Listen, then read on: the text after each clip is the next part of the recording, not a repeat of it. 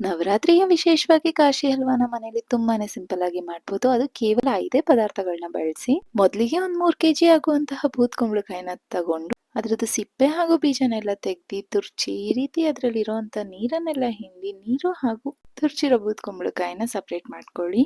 ನಂತರ ಬಾಣ್ಲಿಗೆ ಸ್ವಲ್ಪ ತುಪ್ಪ, ನಿಮ್ಗೆ ಬೇಕಿರುವಂತಹ ಎಲ್ಲ ಡ್ರೈ ಫ್ರೂಟ್ಸ್ ನ ಕೂಡ ಆಡ್ ಮಾಡಿ ಫ್ರೈ ಮಾಡಿ ಎತ್ತಿಟ್ಕೊಂಡಿದ್ ನಂತರ ಅದೇ ಬಾಣ್ಲಿಗೆ ತುರ್ಚಿರೋ ಬೂದ್ಕುಂಬಳಕಾಯಿ ಹಾಕಿ ಅದು ಕಂಪ್ಲೀಟ್ ಆಗಿ ಈ ರೀತಿ ಡ್ರೈ ಆದ್ಮೇಲೆ ಸಪರೇಟ್ ಮಾಡಿದಂತಹ ಬೂದ್ಕುಂಬಳಕಾಯಿ ರಸನೂ ಕೂಡ ಆಡ್ ಮಾಡಿ ಅದು ಕೂಡ ಕಂಪ್ಲೀಟ್ ಡ್ರೈ ಆಗೋವರೆಗೂ ರೋಸ್ಟ್ ಮಾಡ್ಕೊಳ್ಳಿ. ನಂತರ 2 ಕಪ್ ಆಗುವಷ್ಟು ಸಕ್ಕರೆನ ಹಾಕೊಂಡು ಸ್ವಲ್ಪ ಅರಿಶಿನ ಪುಡಿ ಅಥವಾ ಫುಡ್ ಕಲರ್ನ ಆಡ್ ಮಾಡಿ ಸ್ವಲ್ಪ ಏಲಕ್ಕಿ ಪುಡಿನೂ ಕೂಡ ಹಾಕೊಂಡು ಹಲ್ವಾ ಕನ್ಸಿಸ್ಟೆನ್ಸಿಗೆ ಬರೋವರೆಗೂ ಇದನ್ನ ಚೆನ್ನಾಗಿ ತಿರುಗಿಸ್ಕೊಳ್ತಾ ಹೋಗ್ಬೇಕಾಗುತ್ತಾ. ಲಾಸ್ಟಲ್ಲಿ ಫ್ರೈ ಮಾಡಿದಂತಹ ಡ್ರೈ ಫ್ರೂಟ್ಸ್ನೆಲ್ಲ ಆಡ್ ಮಾಡಿಕೊಂಡು ಮಿಕ್ಸ್ ಮಾಡ್ಕೊಂಡ್ರೆ ತುಂಬಾನೇ ಟೇಸ್ಟಿ ಕಾಶಿ ಹಲ್ವಾ ರೆಡಿ ಆಗುತ್ತೆ. ಈ ನವರಾತ್ರಿ ನೀವು ಮಿಸ್ ಮಾಡದೆ ಈ ರೆಸಿಪಿನ ಒಂದ್ಸಲ ಟ್ರೈ ಮಾಡಿ.